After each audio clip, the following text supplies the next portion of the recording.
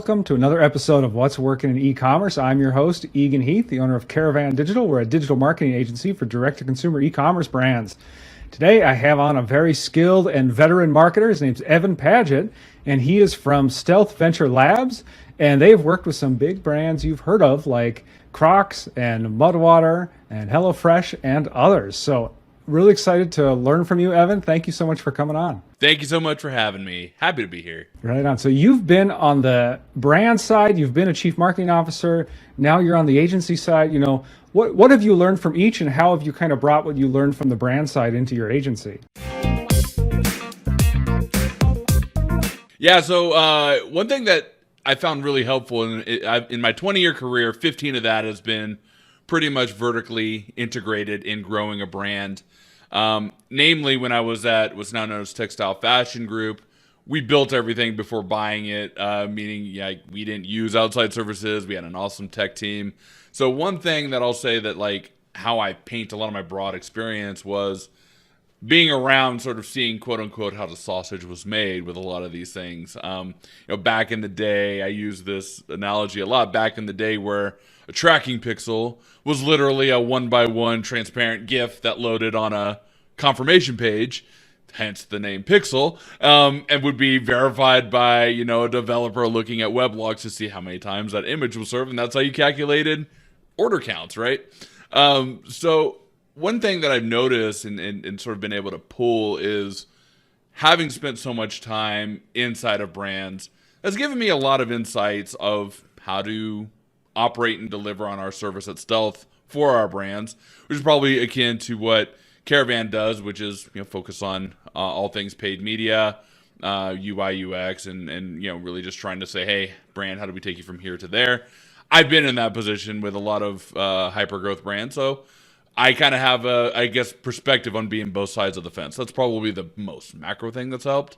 The micro chasms of that are going to be more along the lines of my background being in analytics primarily, and data management and data systems. I apply a significant amount of data in every decision I make, and if I can't make it with data, I find a way to get data and make it. So I'm very persistent about the application of data. And when we did that in my history, working vertically is critical because you have so much to analyze. So that's probably the biggest takeaway, but a lot of it just sort of ties in with being able to be highly empathetic to what the brands are looking for. Yeah, that's awesome. You've really been in the game a long time. I'm curious, you've seen a lot of e-commerce brands. What are some areas that a lot of them are overlooking for too long, or places where they're ignoring where they should really pay more attention? Yeah, I'd say, my bias showing heavily here is data. I think a lot of brands like data literacy and working from the get-go to establish systems to allow you to analyze your business, establishing your true KPIs, the KPIs that are the most important to your business outside of the obvious of customer acquisition costs and conversion rate and all those, which are there, but knowing your customer LTV, knowing your cash flow and cash KPIs if you're inside of a brand, right, and managing your cash flow. And just really creating systems around that. I'm a big practitioner. We use it here at Stealth of a system called EOS, the Entrepreneur Operating System, Traction, if people have heard of that. And establishing your scorecard is something I think a lot of brands overlook until it's a problem, until they're wondering why they're not making money and having a good grip on their data.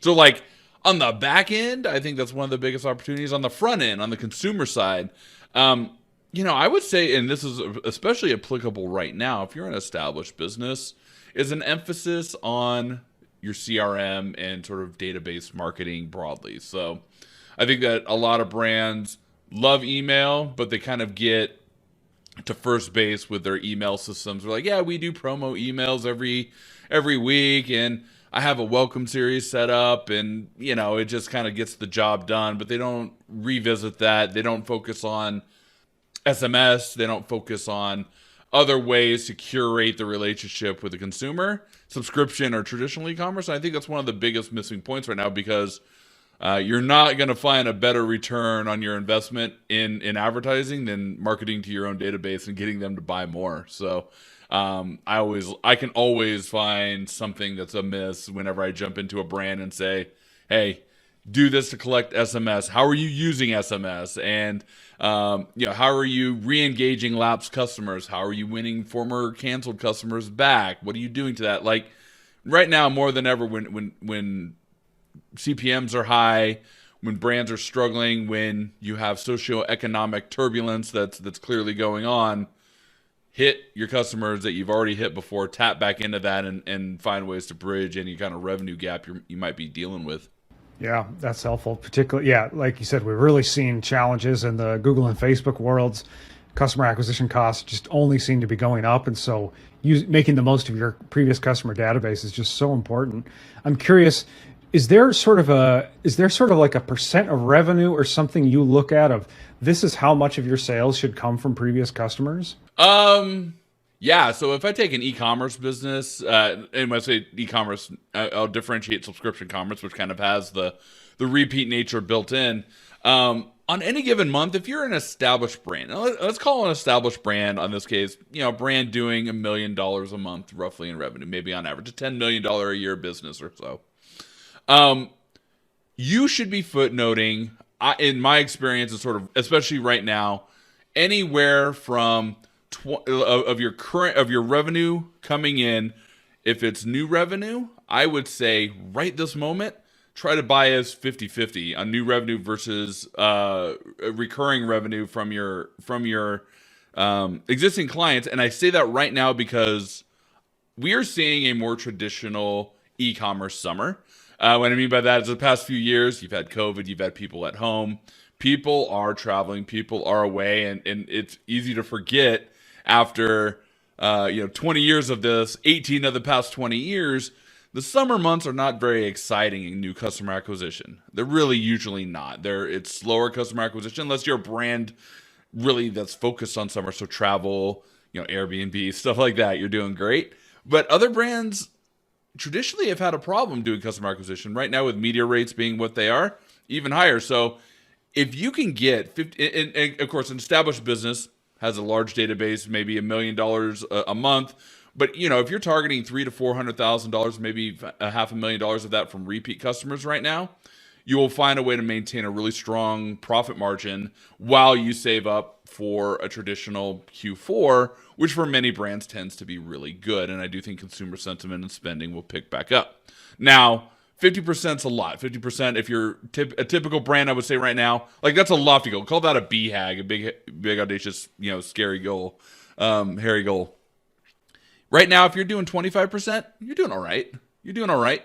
And there's nothing wrong with that. I would just bias towards people focusing harder on that because right now, I'm telling brands, focus on profitability, focus on in putting dollars to your balance sheet, focus on responsible growth that doesn't stretch your company too thin, and stabilize right now. Certain brands, you can put the pedal down and grow. Many brands right now, given the broader socioeconomic type issues, I say play it safe and focus on profit, and then live to play in Q4 and Q1. Of course, there are exceptions to that rule, right? But that's my advice right now. Yeah, that's interesting. When you come into a brand, do you say, "Hey, you guys aren't sending enough email. You're not sending enough SMS"? Like, how do you think about the frequency with that? Yeah, so brands come to us. They're having CAC problems, right? They're having ROAS problems, depending on what kind of brand they are, for the return on ad spend. And the first thing I do is say, "Hey, let's talk about what you're doing on your CRM." And there's a little bit of a mentality of like, well, why are you talking to me about that? I need you guys to spend our media dollars and go drive new customer acquisition. I'm like, I hear you. I definitely hear you. But right now, right this moment, what do you want to fundraise in 12 to 18, 24 months? A lot of brands are like, yeah, when capital markets get a little looser, I want to try to grab some money for growth or jump into a new vertical. I say right now, they're going to be looking at how you profited and how you did in these time periods. So it's to our own detriment, right? A lot of our billing model, I don't know about yours, a lot of our billing model is based on us spending more of people's brand dollars or marketing dollars. So I say, hey, what are you guys doing with your database marketing right now? Talk to me about SMS. Talk to me about what you're sending on emails, how you're segmenting your list. And there's, of course, a sliding scale for the size of business, but an established business that has a few 100,000 or million or more email addresses, there's a lot to monetize there. And then you start getting into the interesting world of appending consumer data, those types of processes for purchasing customers to start getting a little bit more specific in their ad creative, or specific in their email creative. Because when you start treating email like a programmatic marketing arm where you can sit there and start looking at, hey, who are my male and female? Who are my East Coast, West Coast, middle of America? Who are my highest LTV, mid LTV, low LTV customers? Then you start, I find a lot of brands are just like, try to do one size fits all emails. Like, hey, we're doing a promo. It's 20% off site wide. And then they make a pretty email. I'm like, well, why not give your high LTV customers a slightly bigger discount because they drop, $800 every time they buy, right? Like, and like, you can afford that. You want to raise your top line right now, or you got inventory to get rid of. Great. Maybe think about it that way, depending on what your goals are, and play around with it. So that's usually where I jump in first, because that also helps customer acquisition. The more revenue you're making, the bigger return you have on your ad spend, the more your revenue goes up, the more you can experiment and feel safe about not treading the line when it comes to your media spend. Because when brands work with us, chances are they're struggling with their customer acquisition costs. Like, they don't just switch agencies or be like, hey, I want to work with you guys, but everything's going great, so just keep doing what we're doing. They want us to change things up. So I like to try to insert ourselves in at least a brain trust with them on how to improve there and help them do that while we're doing customer acquisition costs, and then look at just improving their overall business without them having to dump more into media spend. Yeah. It sounds like we really need to segment the list, make sure we're sending targeted messages. But is that an issue of, are the brands sending enough? Like, should they be emailing multiple times a week? How often does a text go out? How do you think about that in terms of volume of messages, even if, let's say, they're targeted based on segment?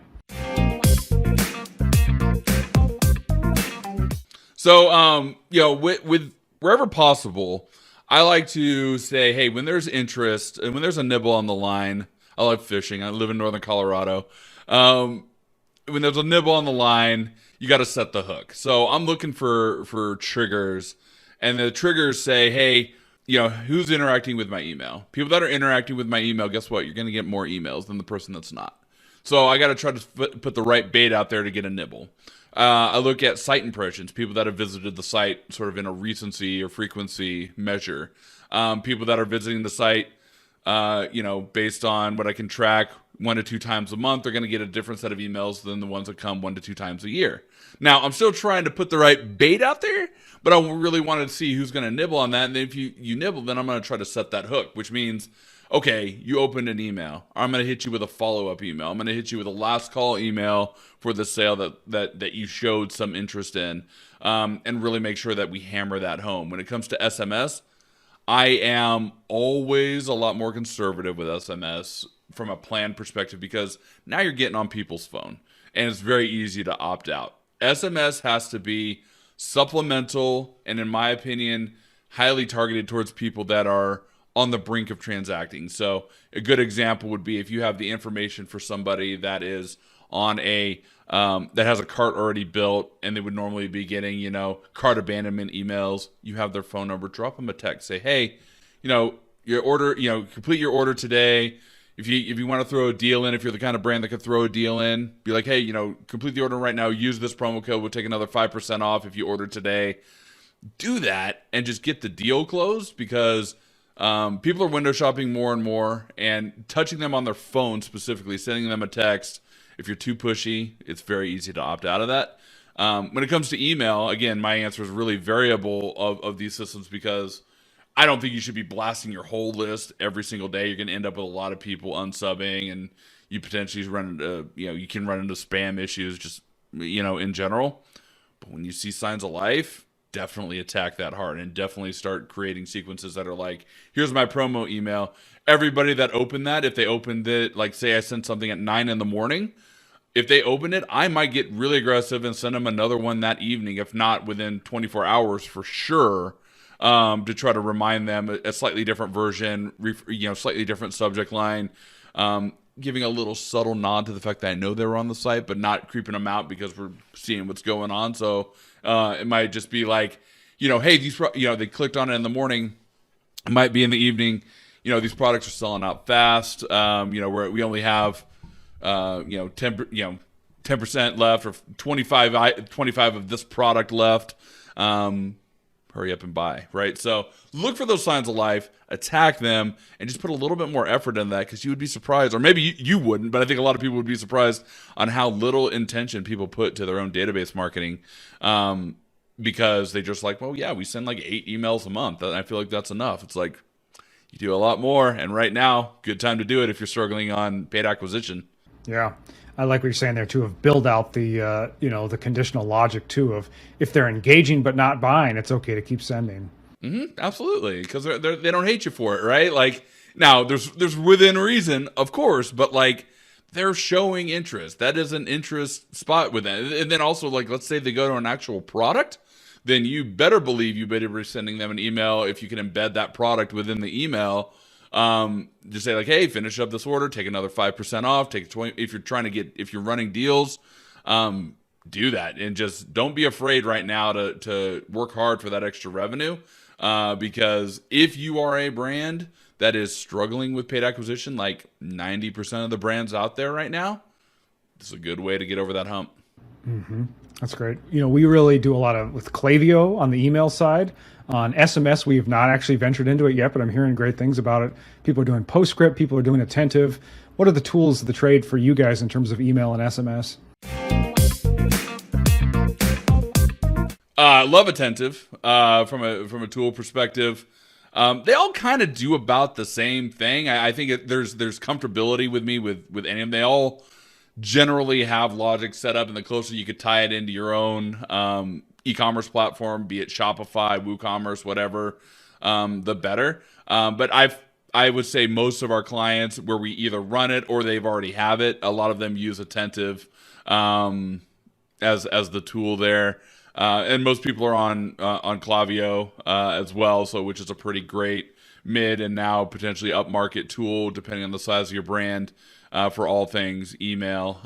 So that's what I see mostly, but honestly, you just need something that accomplishes a few things, and whatever technology you're looking for, a handful of things. One, being able to segment your messages.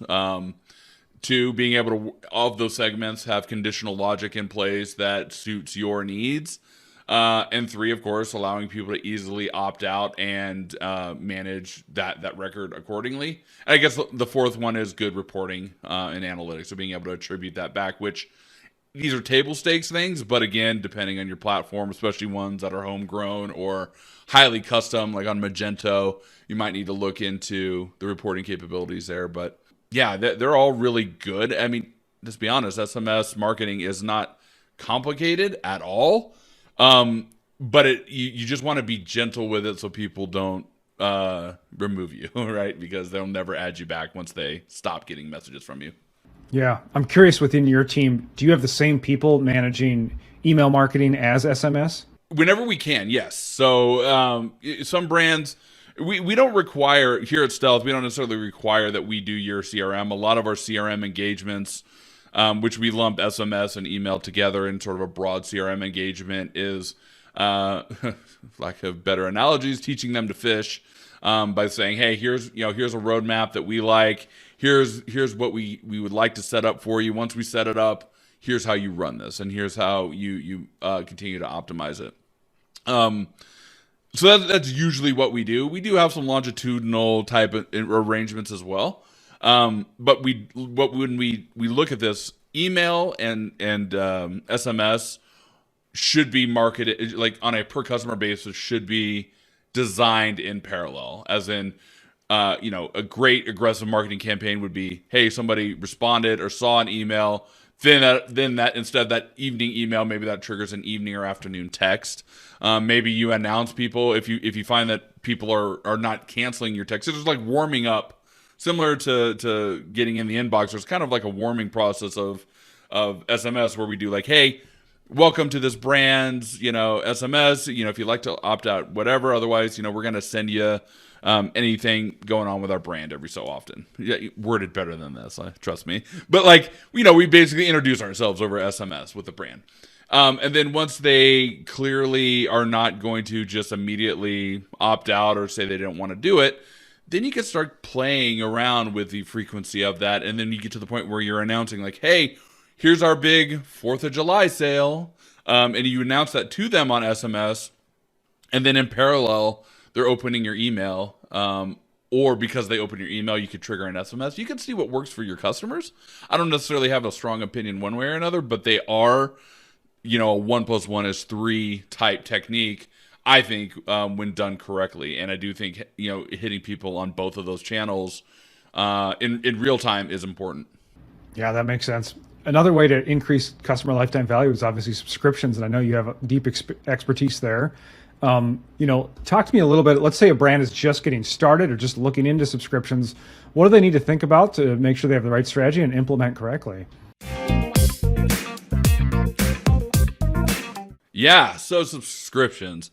I'll give a little of my bona fides first on just my background. So going all the way back to 2002, I was doing subscription commerce with all sorts of really weird things on the internet. I would say weird things. It's health and wellness products, skin creams. I was definitely one of the guys behind, oh, hey, here's a before and after where you look like 90 and then you look 20. Those flash ads, like I guarantee people have seen my stuff out there for different brands that I won't name at the moment, selling little RC cars, Simpsons bottle openers, voice coaching programs, all sorts of things. Jumped into fashion in textile, and I grew at that company to end up running the Just Fab and Shoot House brands that were also adjacent to Fabletics and now Savage X by Rihanna. And then I was also the chief marketing officer of a company called Thrive Market, which had an annual membership, sort of like a Costco style membership. So I've spent 15 years inside of brands working in some form of membership. What I can take away from that, and Stealth, probably about 80% of our client base here is subscription as well. So it translates really clearly. What I would say here are the few key takeaways I would say are as close to set in stone as I look at it as a subscription as possible. One, whatever you're doing has to make people's lives better. And that has to be in the form of reducing the gravity in their lives by making them feel better emotionally, giving them something they need when they need it. Subscription 1.0, if I look at that, was we're going to throw stuff in a box and you're going to get it until we make it very challenging for you to tell us to stop, candidly. Subscription 2.0 enabled curation or the illusion of curation. And when I say the illusion of curation, it's looking at, okay, now we are profiling customers with onboarding quizzes, with information on what they buy, and we start curating their experience the more we know about them. You could do that technically by gathering data and applying that and saying, okay, this person likes boots, they don't like boots. And you can tell from my fashion days, right? You understand more about the consumer there. Or you could cluster consumers based off of what they say and say, hey, you're going to get one of 6 different options. That was subscription 2.0. I think we're more on subscription 3.0 now, which is this: the flexibility to control your subscription. No longer is it ever appropriate to make it difficult to cancel, difficult to modify your subscription.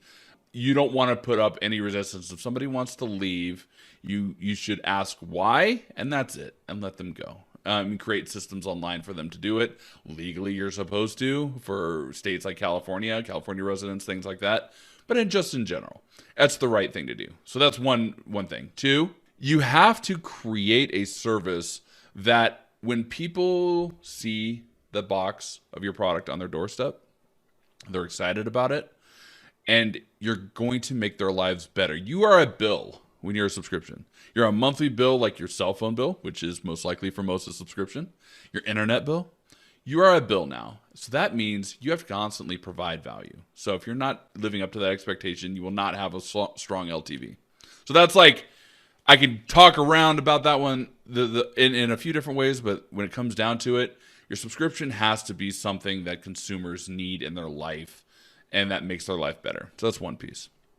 Another one, this one's kind of obvious, but I also think that it goes without saying. Unit economics got to be there. And when I say unit economics, you got to be shipping to the customer at or better sort of 50% gross margin. Product to the customer, including shipping, hard costs, 50% or better gross margin.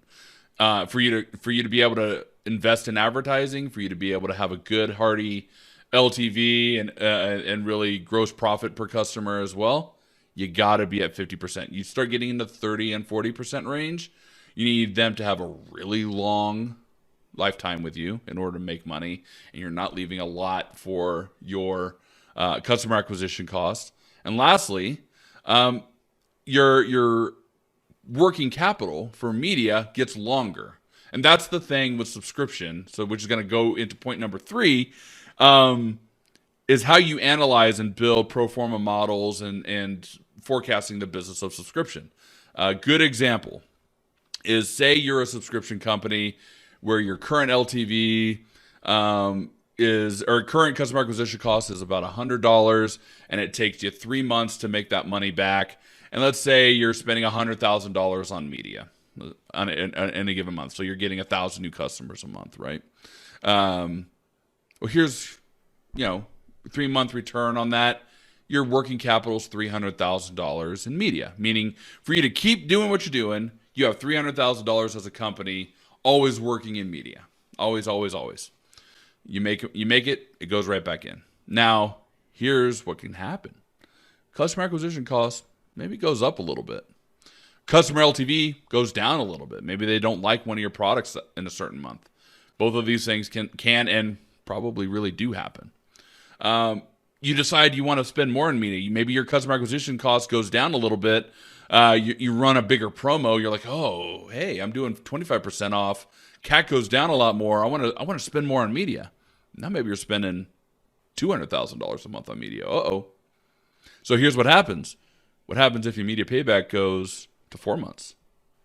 $200,000 times 4 months is now $800,000 in working capital, when before you were at 3. That money's got to come from somewhere. And if you're not paying attention to your KPIs, I have seen countless brands make the mistake of leaping into their own success because they can, without the foresight to say, uh-oh, what does this do to my working capital? And guess what? Now you got more customers. What do you got to do? You got to buy product. More money out to buy product. Most product now, if you're importing it, 6 to 8 month lead time. So the working capital you had for merchandise now goes up.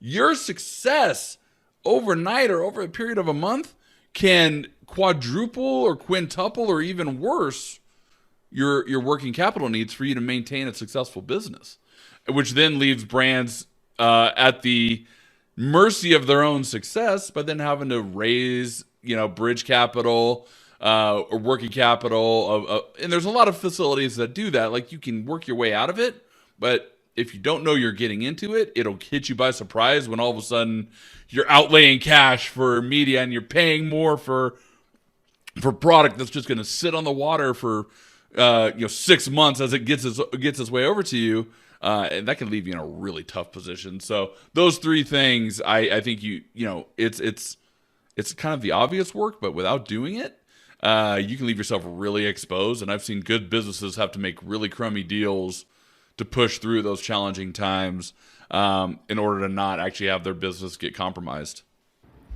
Yeah, there are just so many challenges in e-commerce where it's these challenges that we look at as a marketing agency of, how do we make customer acquisition costs make sense? How do we look at ROAS and ROI and so on?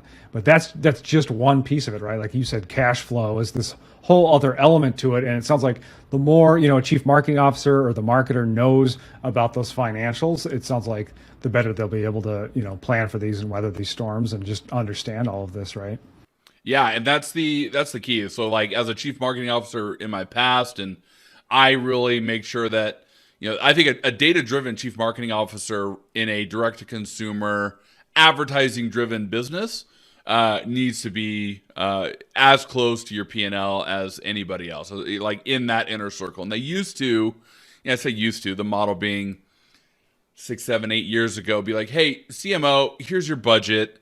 Go make creative and go spend this media and get it at this CAC and just mind your business other ways. I don't believe in that model anymore because I've seen that go sideways more quickly than not. So now I say your CMO has got to be in line with your P&L and financials and financial picture because you're underestimating the tools that they really have at their disposal. You're running into cash flow issues. Do what I talked about earlier on this call and focus on CRM. CRM is relatively free in comparison to the customer acquisition cost of paid advertising. Pull back on paid, dive in deeper on CRM. You can get to the same top line number on smaller costs. Now you're sacrificing downstream revenue potentially, but maybe that's not what's important right now. Maybe what's important right now is maintaining the right EBITDA margins for the company. So then in 18 months from now, 10 months from now, 12 months from now, 6 months from now, you want to go raise money. They're looking at you as a responsible marketing company, not one that's just writing checks that they may not be able to cash in a few months. So that's my grandstanding moment on managing your own capital. Yeah, it's a hot topic, so I appreciate it. Are there particular resources that you and your team have found that have really helped to learn this stuff? Marketing to the business side of it, et cetera. It could be books, could be podcasts, could be courses. For me, it's, podcasts like this one and just industry podcasts. Like this isn't necessarily new topics, but a lot of the sexy part about building a brand is, dealing with the brand guide and styles and having awesome photo shoots and developing your product. Making sure that you have somebody equally actually say that the best resource is actually to make sure you have somebody equally obsessed about the other things inside your company. Managing, not just a CFO or something like that, but managing your finances, understanding your KPIs.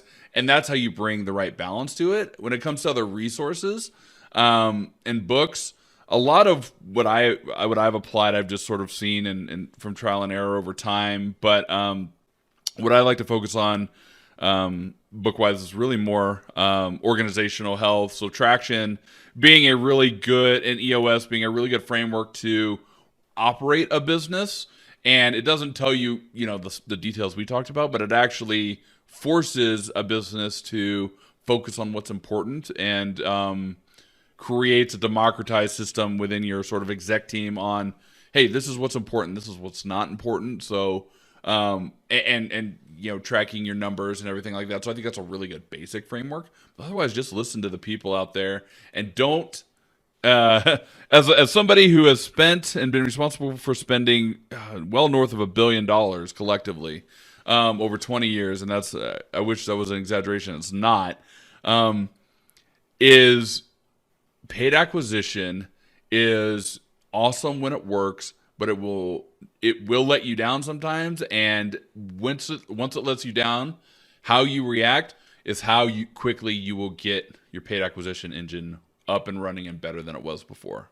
But if your CAC is good and your spend is good, don't assume it's going to stay that way because you're going to have seasonality. It's not COVID time. Everyone's coming off of COVID. Everyone forgets what it was like in 2015, 16, 17, 18 when things are different in the summertime. And also, one thing that is absolutely unique, not only do you have that, my little gripe of the moment is ad rates, CPMs. There was no relief in January. I've lived my life on December 26th seeing CPMs drop overnight. That has been a marketer holiday. And any marketers out there listening to this that have been doing this for a while, December 26th, the day after Christmas, used to be 20, 30, 40% CPM drops because nobody's advertising right then, gives you the momentum to January. We saw this year for the first time, I think, ever, no noticeable drop in CPMs. And in fact, only more pressure going into Q1 on these major advertising platforms. And that has made marketing from a cost perspective a challenge. Mm-hmm. That makes sense. I want to be respectful of your time here, Evan. I would be remiss not to ask you. You guys are a big successful agency. On LinkedIn, I show 39 employees. I don't know if that's right, but you guys are in that range. What's been the secret of your success? And how do you think about business development? How do you think of growth of your own agency? Yeah, so I think what's been successful for us, and is having a lot of empathy with our clients, and I've had candidly my network and background. I've been blessed to know and meet a lot of people, and that's certainly helped. But with biz dev and everything, but when it comes to working with the brands, there's little things. There's being transparent. It's being realistic. It's turning away business that you feel like you're not going to be as successful on. To me, it's not about taking as many swings for the fences. I just have a much higher on base percentage. So I want to make sure that we can be successful for our clients. It's really understanding, and I really push our team all the time to be aggressively involved in our brand's business and not be for any agency operators out there. It's not enough to be, in my opinion, to be hey, what's our media spend and CAC goal and channel spends? Or you want us to tell us where we're going to spend on what channel we can do that. It's actually understanding the ebb and flow of that business and really trying to be somebody that is like in the office with them. So those things have been really great for us in how we manage our clients, is really making it feel like we are in the office with them, and taking that little extra approach, because I would rather, candidly take a little bit of profit margin off the table on a per month basis, but have a much longer LTV. Like I almost treat it like a subscription business. It is a subscription business in that regard. So that's one thing that's been good there. When it comes to biz dev and sales, I'm not going to say anything incredibly revolutionary here, but you got to address the problems that the consumers are having, or that the consumers or the business owners are having. And it's easy to say, hey, your CAC isn't great. How can we help that? And, you can present case studies and do all that.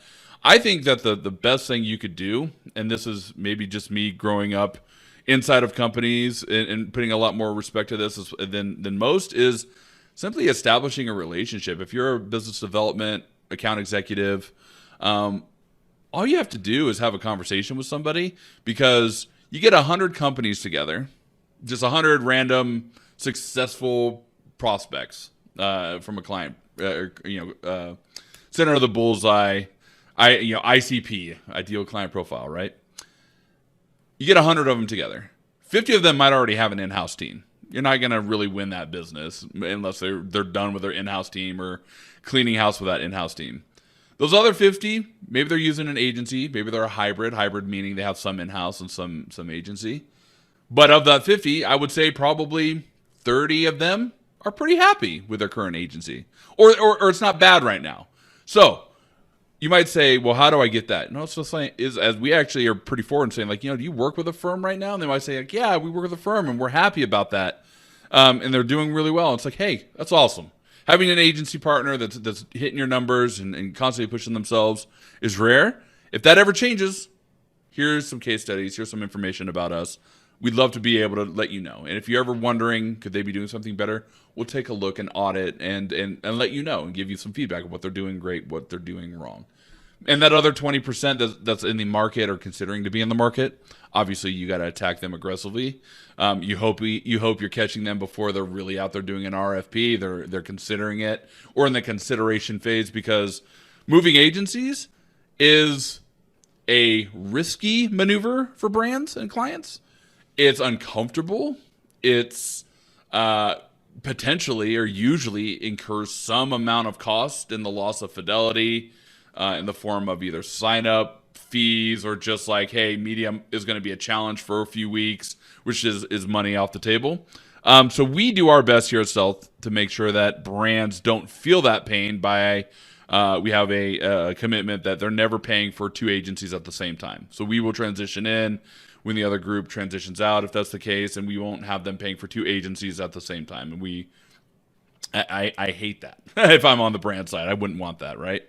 And then the last piece with that, I guess the things that have kept us fairly successful, I'd say, is really flexible contract terms. So we don't lock people in for more than 3 months.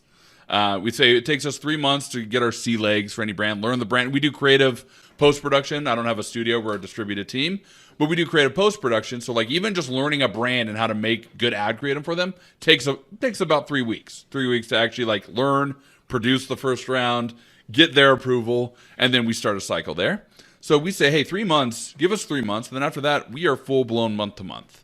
And full blown month to month, cancel anytime, give us notice. And we have to make sure that we're continuously eating what we kill and being successful for them. And I put my team up for the task there. So those are some of the things I attribute to our success.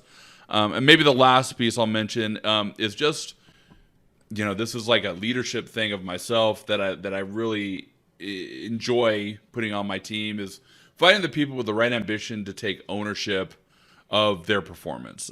So we are not a micromanagement org. Everybody that is on production has been doing it for a long time. All the media buyers have 5, 6, 7 years of experience, sort of minimum. And the reason I believe in that model, and the reason I believe in sort of we're a remote team, people can work from anywhere, sort of work whenever you can, as long as our clients are being successful and there's no problems, is when you give people that radical team members here at Stealth, give them that accountability and dedication and say, hey, this client's got to be happy. This client's got to be getting all the strategy and everything that they need. And then you endow them with that ownership and let the buck stop with them, and then no layers of management and roadblocks and do what your job is to remove obstacles for them. I find that the recipe is really great, because with the right talent in place, they make sure our clients are successful. Like, they own that. And then if there's a problem, they aren't saying they aren't deflecting that blame. They're like, I got to jump in and fix it. Right. So I would attribute all that to sort of how we've been able to build a pretty successful firm here. And it's been an awesome ride. Love it. Love it. Well, thank you so much. Tell us a little bit about, Stealth Venture Labs, like who's a good fit for you guys and how can they find you? Yeah. So Stealth Venture Labs, if you're a brand spending online, sort of at least $30,000-$40,000 a month on online advertising, you're kind of a good fit for us in consumer packaged goods, e-commerce, subscription commerce, B2B even. We're kind of agnostic that way. But I would say anybody spending 30, 40 grand a month or more on online advertising, reach out to us. We are awesome at all things. I would say media buying, creative post-production, UI, UX, and CRM as sort of secondary offers, usually as projects. You can check us out at stealthventurelabs.com to sort of see some of our case studies. We've worked with a really awesome set of brands. You can reach out to us there. You can reach out to me, Evan, at stealthventurelabs.com. Find me on LinkedIn. But a great client, and if you just want to chat with us, happy to always just chew your ear off and give you some advice, and not on the clock for that. So I always just love meeting people in the industry. And if you're a brand struggling, you can reach out to me directly, and I'll give you some free advice. Right on. Evan, thank you so much for coming on and sharing what's working in e-commerce. Thank you so much for having me. I appreciate it.